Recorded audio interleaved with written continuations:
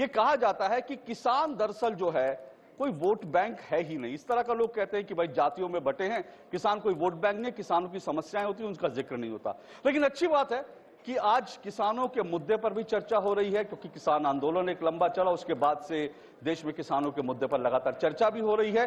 और साथ साथ उत्तर प्रदेश का चुनाव हो या पंजाब का चुनाव हो, वहां पर भी लगातार जो है किसानों से जुड़े मुद्दे पर जो है वो डिबेट जारी है। और इसी डिबेट को आगे बढ़ाते हुए हम मेरे तमाम मेहमानों से आपका परिचय हो चुका है। मेरे साथ विजयपाल सिंह तोमर हैं, सांसद हैं बीजेपी से। मेरे साथ जो है राकेश टिकैत जी हैं, भारतीय किसान यूनियन के प्रवक्ता हैं, जाने माने जो है किसान नेता हैं, खास सुर्खियों में रहते हैं। मेरे साथ रोहित जाखड़ जी हैं, आरएलडी के वो जो है प्रवक्ता है, राष्ट्रीय प्रवक्ता हैं। और मेरे साथ जो है कृष्णवीर चौधरी जी हैं, भारतीय कृषक समाज के। मैं कोशिश करूंगा कि मैं ऑडियंस से भी कुछ सवाल लूं, क्योंकि जाहिर सी बात है यहाँ मेरठ और आसपास के तमाम ऑडियंस हैं, उनके मन में भी बहुत सारे सवाल होंगे। लेकिन इस चर्चा की शुरुआत मैं विजयपाल सिंह तोमर जी आपसे करता हूं, क्योंकि आप लोग सत्ता में हैं, दोबारा सत्ता में आने के लिए आप कोशिश कर रहे हैं, लेकिन इस बार कह रहे हैं कि किसान जो हैं उनकी नाराजगी है, किसान आंदोलन एक लंबा चला, और ये कहा जा रहा है कि ये जो किसानों की नाराजगी है वो कहीं ना कहीं बीजेपी को थोड़ा भारी पड़ सकती है, ऐसा लोग लगातार कह रहे हैं। आप क्या कहेंगे इस पर? देखिए, ऐसा है कि जब से केंद्र में मोदी जी के नेतृत्व में सरकार बनी है, तो प्रधानमंत्री ने ये सुनिश्चित किया और संकल्प भी किया कि हम किसान की आमदनी भी बढ़ाएंगे, और जब तक किसान और ग्रामीण क्षेत्र में समृद्धशाली नहीं होगा तो देश की भी समृद्धशाली नहीं हो सकता।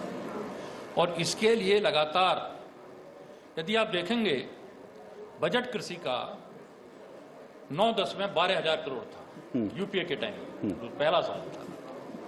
और 5 साल का उनका देखते हैं बजट, तो 1 लाख, जो इस साल का बजट है 1,32,518 करोड़ का है कृषि पर। 1 साल का बजट उनके 5 साल से पिछले साल भी अधिक था। तो कृषि के क्षेत्र में सुधार तो तभी होगा जब कृषि को बजट दिया जाएगा, ग्रामीण विकास को बजट दिया जाएगा, सिंचाई को बजट दिया जाएगा। तो मैं कहना चाहता हूं कि देखिए, देश की समृद्धि का रास्ता गांव किसानों से होकर गुजरता है। और ये बात महात्मा गांधी ने भी कही थी, चौधरी चरण सिंह जी ने भी कही थी, मैंने उनके साथ लंबे टाइम काम किया, और पंडित दीनदयाल उपाध्याय जी ने भी कही थी। लेकिन जब देश आजाद हुआ, 52% कृषि का योगदान था देश की अर्थव्यवस्था में, 75% लोग खेती करते थे। लेकिन क्या कारण है, जब मोदी जी आए उस समय 13.5% योगदान रह गया कृषि का देश की अर्थव्यवस्था में, 55% किसान रह गए। और किसान की जो मैंने 14 माह की क्रॉप्स है, नेट इनकम 527 रुपये महीना क्रॉप्स है। मैं उसमें ये नहीं कह रहा कि दूध और मछली पालन या और है, केवल क्रॉप्स है। तो किसान की जो सबसे उत्तम व्यवसाय था, सबसे निचले स्तर पर इसलिए आया कि किसान विरोधी नीतियां 60 साल तक रहीं। तो प्रधानमंत्री ग्रामीण क्षेत्र में जो होगा वो जानता है समस्या को। उन्होंने कहा नहीं, हम किसान की आमदनी बढ़ाएंगे, और किसानों के लिए हम चाहेंगे कि देश की अर्थव्यवस्था तभी, क्योंकि 1750 या 1800 तक भी देखें, दुनिया की अर्थव्यवस्था में कृषि भारत का योगदान 25% था। फिर मोदी जी से आने से पहले 3.5% क्यों रह गया 3%? और इसके बाद उन्होंने लगातार जो काम किया कृषि सुधार के लिए, बजट बढ़ाने के साथ साथ प्राकृतिक आपदा आती थी, जो 50% नुकसान पर मुआवजा मिलता था, 33% नुकसान पर उसका 1.5 गुना मुआवजा देने का काम किया। किसानों को किसान क्रेडिट कार्ड देने का काम अटल जी की सरकार ने किया। 10-10 हजार रुपये लेते थे इनसे, साहूकारों से जमीन लिखी जाती थी पहले, अब किसान अपने किसान क्रेडिट कार्ड पर काम चला सकता है। इसके साथ जो अपने सॉइल हेल्थ कार्ड है, नीम कोटेड यूरिया है, जितने और चीज थी, सिंचाई का मामला। तोमर जी, एक लंबी लिस्ट हो सकती है, फेहरिस्त हो सकती है, ठीक है, सरकार के पास होते हैं, लेकिन बड़ी बात यह कि मैं फिर पूछ रहा हूं, क्या आपको लगता है किसान नाराज नहीं है आपसे? कोई नाराजगी नहीं है? नाराज है, मुझे नहीं लगता नाराज। ओके, ठीक है, मैं कहता हूं, आप ये बताइए, डॉक्टर स्वामीनाथन जी की रिपोर्ट तो 6 माह आगे। ठीक है, मैं आ जाता हूं। आपने कहा किसान नाराज नहीं, क्योंकि अभी एक बड़ी खबर भी है, और राकेश टिकैत जी मेरे साथी बैठे हैं, तो मैं उनसे कंफर्म भी करना चाहूंगा, क्योंकि अभी एक जो है सोशल मीडिया पर एक चिट्ठी सर्कुलेट हो रही है, और उस चिट्ठी के अंदर बाकायदा टिकैत साहब के भी दस्तखत हैं और बाकी किसान नेताओं के भी दस्तखत हैं। और टिकैत साहब, अब तक ये कहा जा रहा था कि आप लोग चुनाव में कोई एक्टिव रोल अपना नहीं निभाएंगे, ऐसी बात आ रही थी, लेकिन वो जो चिट्ठी है वो साफ तौर पर कह रही है कि बीजेपी को हराने के लिए वोट करना है। तो क्या आप लोग एक्टिव तरीके से अब मैदान में उतर आए हैं कि बीजेपी को हराने के लिए काम करना है? उसमें कहाँ लिख रहा जी, आपने पढ़ी नहीं हो? मैंने पढ़ी, वो सोशल मीडिया ना? पर चिट्ठी है जी। उसमें ये है कि जो भी लोग गांव में जाएं उनसे सवाल जवाब करो और फिर उस पर तय कर लेना कि करना क्या है। नहीं ठीक है साहब, मैं अगर कहें तो मैं चिट्ठी पढ़ दूं क्या? क्योंकि है उसमें नहीं, लिखा बीजेपी हराने की बात, इसलिए मैं आपसे कंफर्म कर रहा हूं। हराने की हो सकता है कि वो चिट्ठी सबको गलत का है। हेर फेर है, हराने की नहीं है। हाँ भाई, क्वेश्चन करने का तो अधिकार सबको बिल्कुल है, एकदम एकदम बिल्कुल है। हमको सरकार नहीं मिली 22 जनवरी 2021 के बाद में दिल्ली सरकार हमको तो मिली नहीं। कहीं आपको मिली हो तो वही बताइए। 1 साल हो गया सरकार आ रही गांव में, तो गांव के लोगों का भाई उनसे क्वेश्चन करना, अपने गांव की बात करना, अपने भाव की बात करना, अपने बिजली के रेट की बात करना। हरियाणा में भी इसी विचारधारा की सरकार है, वहां पे 75 रुपए, वो 15 रुपए हार्स पावर है बिजली का रेट, यहाँ 175 है। ये बात करने का किसान को अधिकार है, बिल्कुल अधिकार है। वो अपने एजुकेशन की बात करेगा। किसान का मतलब खाली उसके फसलों के दाम से नहीं है, किसान का मतलब उसकी एजुकेशन से भी है, किसान का मतलब उसकी हेल्थ से भी है। जो गांव में लोग रहते हैं वो भूमिहीन किसान है। किसान का मतलब जो पशु पालने वाले लोग हैं, जो महिलाएं खेतों में काम करके जिनके पास में जमीन नहीं है, उसके रेट के भी सवाल है, सारे सवाल है। हमने सारे सवालों पर बात करने की बात करी। गन्ना भुगतान पे भी उस पर आएंगे। अगर यहां की बात करेंगे तो गन्ना भुगतान का एक बड़ा इशू है। सरकार ने कहा कि 14 दिन में भुगतान करेंगे, 14 दिन में भुगतान नहीं हुआ। आज भी 11-11 महीने में भुगतान हो रहा है। कुछ फैक्ट्रियों को छोड़ दे, वे अब देना शुरू करा इस साल उन्होंने, लेकिन पिछले साल का भुगतान भी उन्होंने अभी तक दिया है। और आज भी बहुत फैक्ट्रियां हैं कि पैसा दिया ही नहीं। तो ये बात कहने का सबको अधिकार है। नहीं, मैं आपकी जो फर्टिलाइजर है उसके लिए आपने देखा ही है कि क्या हाल हो रहा है। नहीं ठीक है, आप तमाम मुद्दे रखिएगा, ये मंच बिल्कुल खुला मंच है, आप सब। मैं सिर्फ ये कंफर्म करने, क्योंकि आपने जो बात कही, हो सकता है कि मैंने उसको, उस चिट्ठी को ठीक से देखा नहीं पड़ा। हाँ, मैं इसलिए चाह रहा हूं, मैं कंफर्म, क्योंकि ये चिट्ठी अभी अभी आई है। हाँ भैया, ये चिट्ठी ठीक है। हाँ, आप ये कह रहे हैं कि हाँ, आपका स्टैंड ये है कि जब क्वेश्चन करो, जो खुश हो जाएगा भाई इनको वोट दे देगा, नाराज हो आप ये कह रहे हैं कि हम वोट से दूर हैं बहुत। ठीक है, आप ये कह रहे हैं कि क्वेश्चन करना चाहिए जहां जहां लोग, जहां क्वेश्चन करो भाई, इनसे सवाल जवाब करो। सब पार्टी से कि किसी एक? नहीं, सभी से, सब पार्टी से, सब उम्मीदवार। देखो, यहाँ किसी का भी हमने वो नहीं रखा। अगर राजस्थान के अंदर 7 लाख रुपए में उस किसान की जमीन गई 10 एकड़, तो हम वहां पे भी गए, बिल्कुल मैंने देखा। लेकिन अगर अलीगढ़ जिले में 42 किसानों की जमीन नीलाम करने की बात हुई, तो हमने सरकार के लोगों को बताया कि चुनाव का टाइम चल रहा, आप, हमको नहीं पता कि सरकार को पता होगा कि ये काम वहां पे अलीगढ़ में हो रहा है। ठीक है, हमें पता है कि तोमर साहब को भी नहीं पता होगा, लेकिन ये हो रहा, तो हमने वो भी बताया कि अलीगढ़ में 42 किसानों की जमीन नीलाम करने की प्रक्रिया चल रही है, आप उसको रुकवाओ। ठीक, तो हम जो भी गलत चीज होगी, जो भी गलत पॉलिसी आएगी, हमारा किसी सरकार से, उससे किसी पार्टी से मतलब नहीं है। पहली चीज, हमारा पार्टी से मतलब नहीं है, हमारा मतलब है सरकार से। और सरकार सबकी होती है। बिल्कुल भाई, घर में लेन देन जो करेगा, हिसाब किताब तो उसी से तो लेंगे, या किसी दूसरे से ले लोगे? नहीं, बिल्कुल, जो घर यहाँ पे भी फाइनेंशियल मैनेजमेंट जो भी आपके चैनल में देखता होगा, उसी से तो बात करोगे, या किसी से भी जाके कह दोगे कि तनख्वाह दे। तो हम अपना भाई हिसाब किताब मांग रहे, गांव के लोग, हिसाब किताब देना चाहिए। ठीक है, ठीक है, बिल्कुल हिसाब किताब देना चाहिए। और चुनाव का वक्त है, तो चुनाव के वक्त में तो हिसाब किताब होता है। जनता सवाल पूछती है, नेताओं का हक है कि उसका जवाब दे। जनता को भी हक है अपने सवाल पूछने का और उनके जवाब जानने का भी। पर रोहित जाखड़ जी, आप इस चुनाव को कैसे, क्योंकि टीका जी ने तो साहब का सवाल सबसे पूछे जाएंगे और पूछे जाने चाहिए, लेकिन जो मेरा आज का विषय है, कौन किसान हितैषी, क्योंकि हर पार्टी अपने दावे करती है। अभी तोमर जी ने अपनी पार्टी के दावे कर दिए कि भाई हम किसान हितैषी हैं। आपकी पार्टी सत्ता में तो नहीं है, लेकिन जाहिर सी बात है, आज जब आप सपा के साथ सत्ता में आने की बात कर रहे हैं, तो फिर एक बड़ा मुद्दा किसानों का है, किसानों को लेकर के। तो आप किन मुद्दों पर, जैसे टिकैत जी ने कहा, अगर आपके उम्मीदवार जाएंगे, सवाल पूछे जाएंगे, तो किन मुद्दों पर आप गांव वालों से और किसानों से चर्चा करते हैं? क्या आपके लिए मुद्दे? पहले तो मैं आप सभी का आभारी हूं, इस मंच पे आपने आमंत्रित किया। और सभी को मेरा सादर प्रणाम। मंचासीन सभी मेरे वरिष्ठ हैं, इनको मेरा नमन।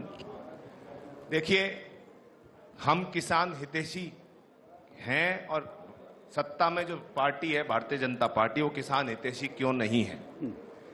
अगर भारतीय जनता पार्टी किसान हितैषी है तो हाई कोर्ट ने ऑर्डर किए थे अभी भुगतान में इंटरेस्ट भी भुगतान किया जाए, उस पर कंटेम्प्ट हुआ था केन कमिश्नर उत्तर प्रदेश के खिलाफ। उस कंटेम्प्ट के खिलाफ भारतीय जनता पार्टी के गन्ना मंत्री और पूरा प्रशासन सुप्रीम कोर्ट गया। अगर इन्हें किसानों की इतनी चिंता थी तो फिर भुगतान सुप्रीम कोर्ट को कंटेम्प्ट करने की जरूरत क्यों पड़ी?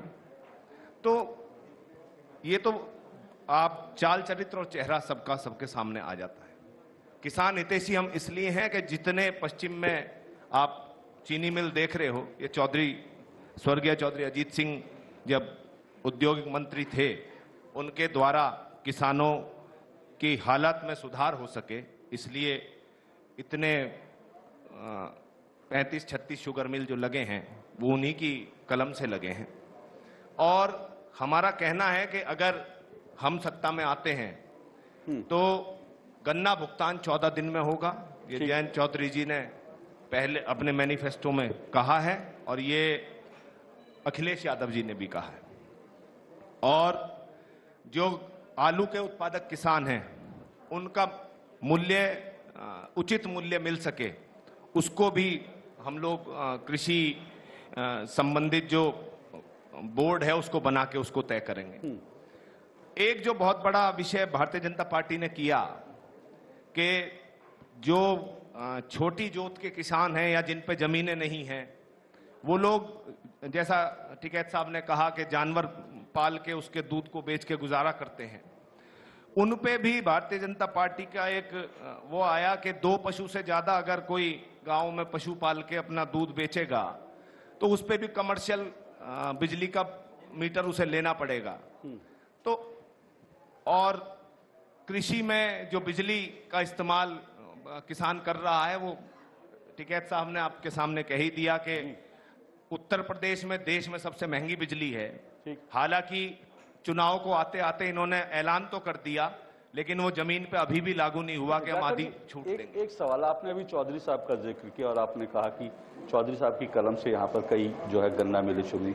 एक डेटा ये भी कहता है कि 2017 से पहले जो सरकार थी यहाँ पर, जिनके साथ आज आप जो है चुनावी जो है गठबंधन में है, उस समय 30 से ज्यादा गन्ना मिलें बंद हुई थी। तो क्या आपको लगता है कि इस मुद्दे पर सपा का रुख जो है किसान हितैषी है?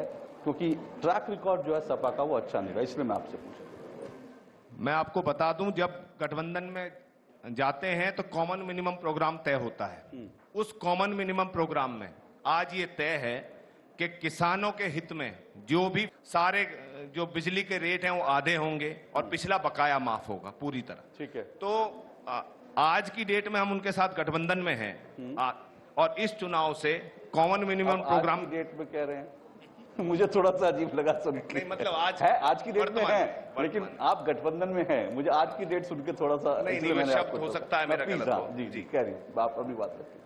तो मैं आपसे ये कह रहा हूं कि जब वर्तमान में हम गठबंधन में हैं तो कॉमन मिनिमम प्रोग्राम तय है और उसी पे किसान के हित में ये बातें की जाएंगी और फैसले लिए जाएंगे। ठीक है सर। मैं क्योंकि कृष्ण जी मैं आपके पास आता हूं, उससे पहले राकेश जी मैं एक और मुद्दा ले लेता हूं, क्योंकि ये सब बातें, इनका सवाल जवाब मैं तोमर जी आपसे लूंगा। पर राकेश जी मैं आपसे जानना चाह रहा हूं, क्योंकि अभी बजट आया, इस बजट को लेकर मैं चाहता हूं कि इस केंद्रीय बजट को लेकर के क्या आपको लगता है कि इस केंद्रीय बजट में किसानों के लिए, क्योंकि अभी विजयपाल सिंह तोमर जी ने कई सारी चीजें गिना दी, हालांकि वो आप प्रतिशत की बात करेंगे, वो आंकड़ों की बात करेंगे तो एक अलग वो विषय हो जाता है, लेकिन फिर भी आपको क्या लगता है कि ये जो बजट है, ये इसको एक किसान नेता होने के नाते आप किस नजरिए से देखते हैं? आपने दिल्ली दर्शन करे कभी? वहां गाड़ी में बैठते हैं, वो दिल्ली के 5-6 जगह के दर्शन करवा कर फिर उसी जगह छोड़ दें। मतलब घुमा फिरा के देखो, इनसे बातचीत में तो कोई इनसे जीत नहीं सकता। अच्छा। क्यों ना? शिक्षा 8 दिन का एक कोर्स है, 40-50 दिन का एक कोर्स है, 28 दिन का एक है। इन्हें बात बताई जाके, बात बताओ अपनी। बात कितनी मजबूती से कैसे आप बताओगे उसको बताओ। अभी उन्होंने कहा कि हम एमएसपी सीधा पैसा किसान के खाते में देंगे और 2,37,000 करोड़ रुपए की खरीद करेंगे। तो आम जनता को तो ये लग रहा है भाई 2,37,000 करोड़ की खरीद करेंगे अब क्या मोदी सरकार, भाई बहुत पैसा किसान को दे दिया, इससे ज्यादा नहीं दे सकते। हमने कहा भाई पिछले साल का भी बता दो, पिछले साल से 10,000 करोड़ रुपया घटा दिया, तो ये तो है खरीद में। और इसमें से 1 लाख करोड़ रुपया जाएगा व्यापारियों का, ये इसकी सच्चाई है। कैसे, किस आधार? खरीद में, आधार में व्यापारी, एक व्यापारी जो बड़ा व्यापारी है 10,000 क्विंटल से लगाकर 40,000 क्विंटल तक एक व्यापारी फसल बेचता है, धान और गेहूं। वो कहां बेचता है भाई, इस किसान को भी मंडी बता दो। किसान तो अपनी ट्रॉली लेकर खड़ा है, 1 महीने तक नहीं बिकती,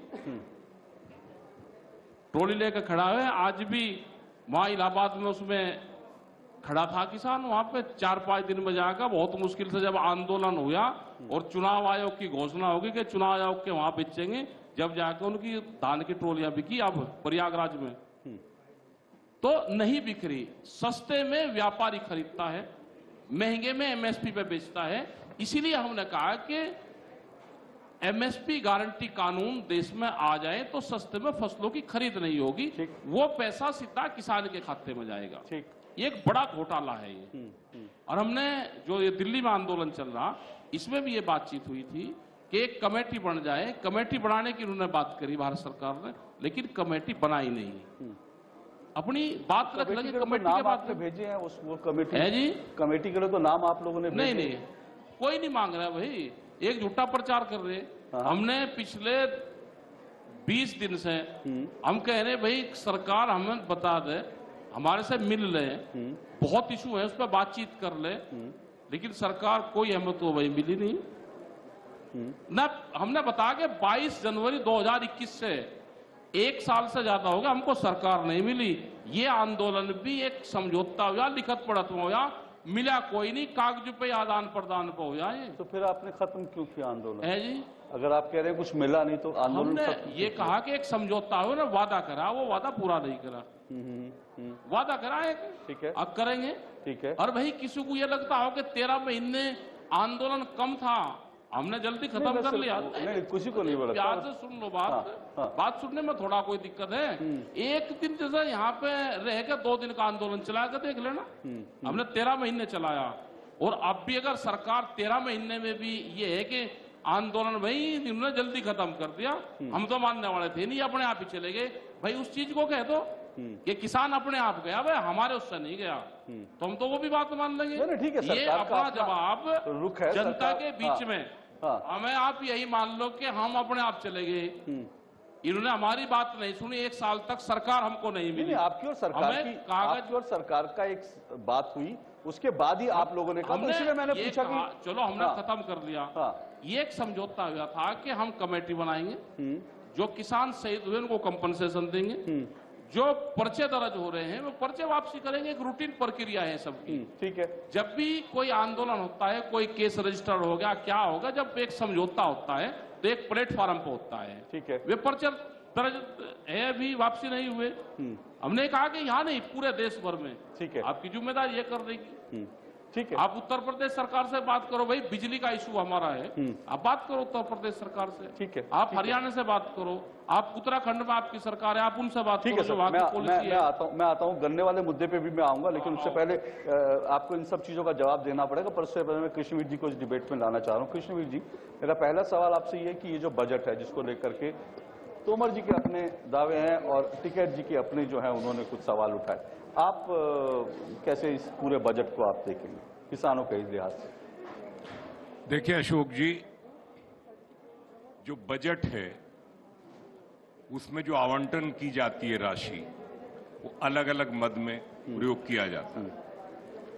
सरकार ने इस कोरोना काल को देखने के बावजूद 2 साल में जिन परिस्थितियों में देश भुगत रहा है, पिछला बजट 1,47,764 करोड़ था, उसे अब 1,51,521 करोड़ रुपए किया है। ये एक एग्रीकल्चर का बजट। अगर हम ये देखें कि 2014 से पहले की परिस्थितियां क्या थी, तो वो अब बात करना बेमानी हो जाएगी, क्योंकि इतना तो 5 साल का भी नहीं था उनका यूपीए 2 का, तो जितना आज इस साल का है। किसानों की स्थिति एक दिन में खराब नहीं हुई। किसान बाजार से दूर रखा गया, किसान का शोषण बाजार की ताकतों ने किया, ये हकीकत है। और वो शोषण कई तरीके से किया गया। वो शोषण बाजार ने सीधे खरीदा, एफसीआई को आपूर्ति कर दी। सच्चाई ये है कि पंजाब में सबसे ज्यादा खरीद एफसीआई करती है। एफसीआई की खरीद सबसे ज्यादा पंजाब में, और पंजाब का व्यापारी किसानों से औने पौने दाम पर खरीद कर और पंजाब में आपूर्ति करता है। और ये हजारों करोड़ रुपए का घोटाला पंजाब में एफसीआई के एमएसपी की खरीद पर बहुत लंबे समय से चला आ रहा है। अब उसको सुधार करने के लिए जो डीबीटी की योजना हम लोग मांग रहे थे कि भाई पैसा किसान के खाते में जाना चाहिए। इसमें एक बात और मैं कहूंगा कि इस बजट में जो unique land parcel identification number की बात करी है, वो हम बराबर इसलिए मांग कर रहे थे कि किसान की खरीद हो तो उसकी खतौनी का पता हो, उसकी जमीन का पता हो, उसी के खाते में भुगतान जाए। जिससे अभी जो राकेश ने कहा है कि भाई व्यापारी खरीदते हैं, ये सच्चाई है, व्यापारी खरीदते हैं औने पौने दाम पर, इसमें कोई दो राय नहीं है। और उसी का सुधार करने के लिए ये नया डिजिटलाइजेशन जो है इस बजट में प्रावधान किया है। एमएसपी की बात है। दूसरी बात, एमएसपी जो है दरअसल किसानों के हिस्से का कहीं और चला, जो राकेश जी ने भी कहा, उसमें धांधली होता है। दूसरी बात मैं कह रहा हूं, 2006 में एमएस स्वामीनाथन कमीशन की रिपोर्ट आई थी। स्वामीनाथन कमीशन की रिपोर्ट बनवाने में हमारा भी योगदान रहा है, हमने भी उसमें काम किया था। 2014 तक वो रद्दी की टोकरी में फेंक दिया गया। ठीक है। बार बार सबकी मांग रही कि भाई ये स्वामीनाथन कमीशन रिपोर्ट लागू की जाए। इस सरकार ने A2+FL पर 50% लाभकारी मूल्य जोड़कर ये दाम तय करे हैं। अब रबी भी और खरीफ भी पिछले बराबर ये हो रहा है। एक बात इसमें मैं कहना चाहता हूं कि जो हमारे मित्र कहते हैं, वो कहते हैं कि C2+FL नहीं दे रही सरकार। ये अपनी जगह बात गलत नहीं कह रहे हैं कि C2+FL नहीं दे रही है, लेकिन ये भी सच्चाई है कि पहली बार लागत पर 50% लाभकारी मूल्य जोड़कर ये किसान को देने का प्रावधान शुरू किया गया है। अब रही बात ये कि और दूसरी योजनाओं में, विजयपाल जी सही कह रहे थे कि हमने उत्तर प्रदेश में 50-50 रुपए और 100-100 रुपए के चेक किसानों को दुर्दशा में देखा है। वो गरीब आदमी बस में बैठ के खाता खोलने जाए या उस चेक को देखे, ये भी दुर्गति देखी है। तो प्राकृतिक आपदाओं से नुकसान के लिए फसल बीमा योजना की शुरू की गई है। मैं आपको ये कहता हूं कि 1.5% और 2% पर, रबी का 1.5 और खरीफ का 2% पर फसल बीमा योजना की शुरुआत हम लोग बहुत लंबे समय से मांग कर रहे हैं। योजना पहले भी थी, लेकिन हमारा कहना यह था कि किसान से कम पैसा लिया जाए और उसको कवरेज। हमारी एक मांग चल रही है और मैं राकेश को भी पता है। हमारा कहना यह है कि पहले तो इकाई ब्लॉक होती थी, अभी सरकार ने इकाई गांव की है। हमारी मांग ये है कि इकाई किसान अब जो सर्वे होता है, अब तो ड्रोन से सर्वे होता है। ये पटवारी जो है भ्रष्टाचार की जननी है किसानों की सारी योजनाओं की, तो उसमें सुधार करने के लिए ड्रोन से सैटेलाइट सर्वे अब हो रहा है। ये एक अच्छी शुरुआत है। अब मैं आता हूं इस बात पर कि जब तक किसानों को अतिरिक्त संसाधन मुहैया नहीं करे जाएंगे, जब तक उसे बिजली मिल रही है आज उत्तर प्रदेश में, शुक्र करिए कि पहले 4 घंटा बिजली नहीं मिलती थी। रात को ट्यूबवेल चलाने में जाने में डर लगता था कि पता नहीं रास्ते में लुटेरे लूटने को बैठे होंगे, तो भैया आई बिजली और गई बिजली। आज की स्थिति ये सच्चाई है कि बिजली में बहुत बढ़िया सुधार हुआ और बिजली उपलब्ध है आज। वो कह रहे हैं कि बिजली बहुत महंगी है अगर बाकी राज्यों से तुलना। मैं आ रहा हूं ना, मैं उसी हमने हमारी और विजयपाल जी की इस बारे में चर्चा हुई। हमने सरकार से ये कहा कि बिजली में किसानों को सिंचाई में आप बिजली के बिलों में कमी करिए, और विजयपाल जी ने बाकायदे उस बात को लखनऊ मीटिंग में मेरे से चर्चा करने के बाद रखा। हमारा कहना यह है कि मुफ्त की बात करना बहुत आसान है अशोक जी, मुफ्त में तो दुनिया में जहर नहीं मिलता, बिजली कौन दे देगा हमको? ये सब चुनावी हथकंडे हैं, इनमें हम नहीं विश्वास कर सकते, क्योंकि हमने तो यहां वो दुर्गति देखी उत्तर प्रदेश में कि उत्तर प्रदेश की सीमा में घुसने पर ये सोचते थे कि फिर अपराध में 2-4 होना पड़ेगा। तो शांति कायम हुई है, रोजगार चाहिए, और रोजगार अशोक जी बराबर एग्रो प्रोसेसिंग सेक्टर में मिलेंगे। कृषि एक ऐसा सब्जेक्ट है इस देश में कि कोरोना में साबित कर दिया कि 80 करोड़ लोगों को सरकार मुफ्त में राशन खिला रही है। ये इस सरकार की ताकत थी, दुनिया की कोई सरकार सोच नहीं सकती। लेकिन एक मिनट आप सुनिए ना, मेरी बात तो सुन लीजिए आप। मेरा ये कहना है कि एमएसपी पे खरीद इसलिए सरकार करेगी। मेरे कुछ मित्रों ने जो शुरू में पंजाब में आंदोलन से पहले एक बात कही थी, मैंने तब भी कहा था, आपको जानकारी है कि सरकार एमएसपी खत्म कर देगी, सरकार मंडी बंद कर देगी, सरकार जमीन छीन लेगी। मैंने तब भी कहा था भैया सरकार एमएसपी खत्म नहीं कर सकती, उनका खाद्य सुरक्षा कानून है। मैंने तब भी कहा था सरकार मंडी बंद नहीं करे। 1000 इनाम मंडियां इस सरकार ने हम लोगों के मांग पे करी, 22,000 हाट। हम बराबर कह रहे हैं, पिछले बजट में पैसा करवाया था कि किसानों की मंडी जब तक नहीं होगी, किसान बाजार में नहीं खड़ा होगा, उसका शोषण होगा और नौजवान पीढ़ी को फार्मर प्रोड्यूसर अपनाना होगा, एग्रो प्रोसेसिंग में आना होगा और उपभोक्ता से जुड़ने के लिए जो नीतियां सरकार ने दी है उसी से रोजगार मिलेगा। रोजगार जरूरत है। मैं आता हूं सर, तोमर जी एक मिनट मैं आपसे क्षमा चाहूंगा अभी आपके पास आने से पहले, क्योंकि कई 2 किसान नेताओं के बाद आपसे भी रोहित जी 2 किसान नेता बैठे हैं, तो उनकी इन्होंने कुछ नहीं बैठे साहब, नहीं आप भी किसान है सर ठीक है, 2 नहीं बैठे, आप 4 है जी, 2 नहीं बैठे। ये तो भारतीय जनता पार्टी के नहीं सुनिए रूप से सुनिए पर्सनल टिप्पणी ना करें। नहीं मैं आ रहा हूँ ठीक है साहब आपके पास, वे सारे किसान विचारधारा से मैं आपके पास आ रहा हूँ सर। नहीं सुनिए जाकर जी, हाँ जाकर जी, मेरा कहना पर्सनल हम लोग ना हो, हम लोग एक दूसरे का सम्मान करते हैं। हाँ ठीक है हम एक दूसरे का सम्मान करते हुए हम इस बात को आगे बढ़ाएं, क्योंकि हम किसानों की बात कर रहे हैं सर। और मैं सचमुच कह रहा हूं, ये अच्छी बात है। इस देश में मैंने इतने चुनाव कवर किए, मैंने नहीं देखा कि किसानों के मुद्दे पे बात होती है। ये अच्छी बात है, कम से कम किसानों के मुद्दे पे बात तो हो रही है। उस देश में जहां हर साल इतने किसान आत्महत्या करते हैं, उस देश में अगर किसानों के मुद्दे पे बात हो रही है तो बहुत अच्छी बात है। इसका श्रेय मैं आप सब लोगों को देता हूं। मैं ठीक है साहब, इन्होंने कुछ चीजें कही, मैं उन्हीं मुद्दों पर आते कह रहे कुछ चीजें हुई हैं, कुछ चीजें नहीं। और अभी मैं बात कर रहा था संजीव बालियान जी से भी, सुबह हमारी उनसे जब इंटरव्यू हुआ तो उन्होंने भी इस बात को स्वीकार किया। उन्होंने कहा किसानों के लिए हमने कई चीजें जो अभी नहीं कर पाए वो करनी है। मेरा कहना यह है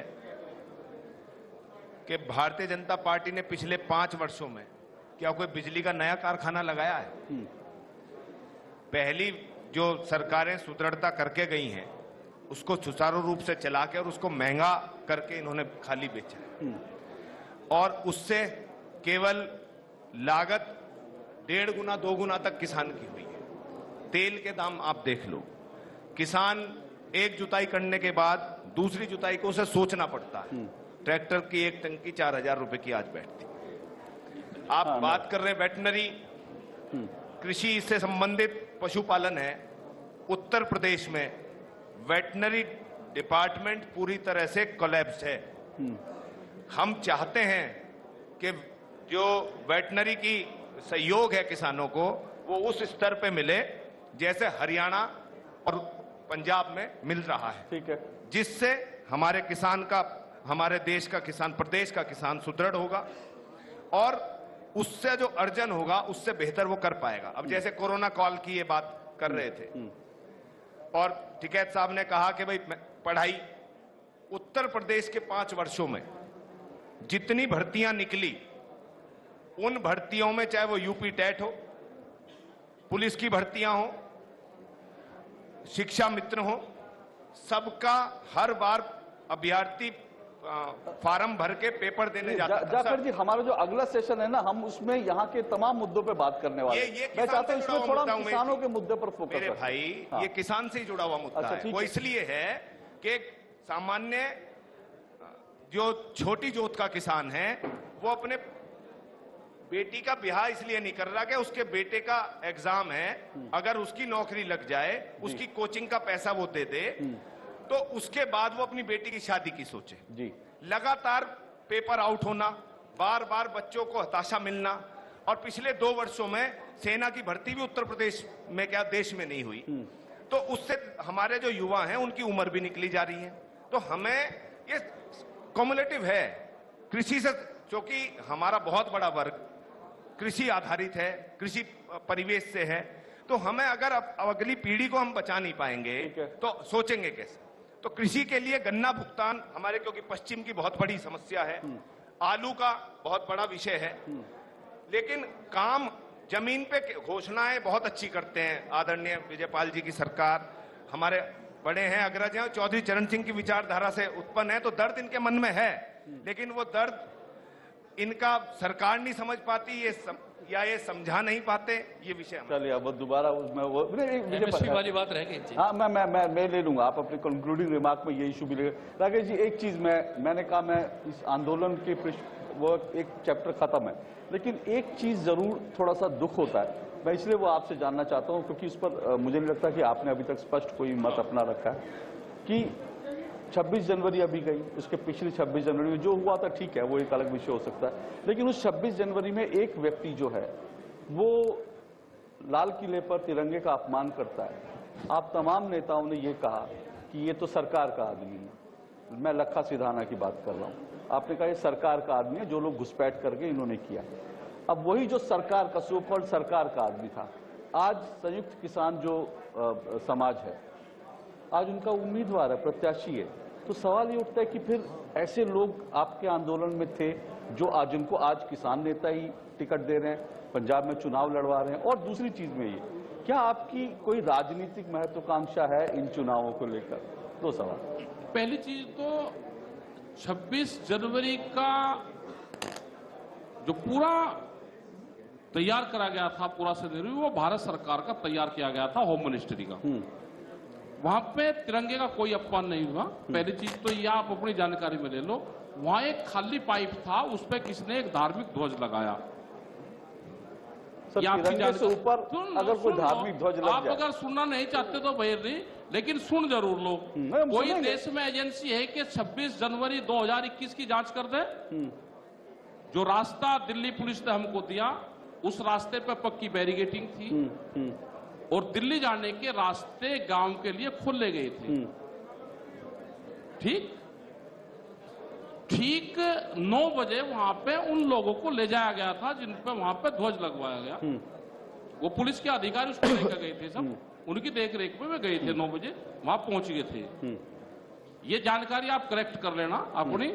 और कहां उनकी बैरिकेडिंग थी, कौन सा उन्होंने मैप हमको सड़क का दिया था कि आपके ट्रैक्टर यहां से यहां तक जाएंगे, उस पर बैरिकेडिंग कहां थी, अगर एक बार दिखा सकते हो तो। कोई टीवी चैनल वाला देश का तो हमको मिला नहीं। मैं अगर विदेश में बात करूंगा तो फिर ये कहेंगे जी ये तो इंटरनेशनल इशू कर रहे। जांच कोई एजेंसी नहीं है सर, आपके साथ इतने सारे यूट्यूबर भाई बात करने, आप पूरी बात करें सर, मैंने आप सर आपको पूरा समय दूंगा। हमने 4.5 लाख तिरंगे झंडे ट्रैक्टरों पे बांध के दिल्ली की सड़कों पे चलाए। ठीक है, वे ट्रैक्टर वे थे जो ट्रैक्टर 10 साल पुराने भारत सरकार ने बंद कर दिए। ठीक है, एनजीटी ने, हम वो ट्रैक्टर दिल्ली में चला कर दिखाना चाहते थे। वे ट्रैक्टर थे वे, और वे आज भी वो पॉलिसी में 10 साल पुराना ट्रैक्टर आज भी नहीं चल सकता। ठीक है, 10 साल पुराना ट्रैक्टर, पंपिंग सेट, जनरेटर, आपके पूरे एनसीआर में अगर ये आंदोलन ना हो तो आप लोग को सब तोड़ फोड़ करके सब डाल देते। कोई ट्रैक्टर अब बिक नहीं सकता, गाड़ियां तो सब बंद ही होगी वहां पे। गाड़ी वालों को भी आंदोलन करना चाहिए। तो पूर्ण रूप से ये होता रहा जिसमें उनको वहां पर चुनाव लड़ रहे, चुनाव की तो भाई अंक की लिस्ट निकाल लो सबकी, चुनाव लड़ रहा। और फिर जो लोग वहां पर चुनाव लड़ रहे हैं वो संयुक्त मोर्चे का हिस्सा नहीं है। जो लोग पार्टियां वहां पे गई हैं, जो लोग चुनाव लड़ रहे हैं, सर आज भी जो चिट्ठी जारी हुई है ना, उसमें जो दस्तखत है वो उन लोगों के साथ आपके दस्तखत भी लगाए हुए हैं। मैं कह रहा कि उनमें कोई चुनाव नहीं लड़ रहे जो साइन कर रहे हैं। नहीं सर, जिन्होंने साइन किया वो लोग हैं जो संयुक्त किसान समाज के हिस्सा हैं। सुन लो भाई, बात सुन लो फिर। अपनी जानकारी करेक्ट करना। जो वहां पे चुनाव लड़ रहे हैं पंजाब में, वो संयुक्त मोर्चे का हिस्सा नहीं है अब। ठीक है। और वो जेल से बाहर क्यों है? लोग तो जेलों में से भी चुनाव लड़ रहे हैं। चलिए ठीक है, कोई नहीं, मैंने कहा उसकी ठीक है। नहीं, मैंने इसलिए पूछा क्योंकि हाँ जांच, बस छोटा सा इंटरवेंशन आपका। आपकी कोई राजनीतिक महत्वाकांक्षा? ना, हमारी कोई नहीं, हमने करके छक लिए हम। अच्छा, अब नहीं हमारी नहीं, हमारा अपना कर का चक लिया। अब नए नए लोग आ रहे हैं भाई, उनको लड़ने दो। ठीक है।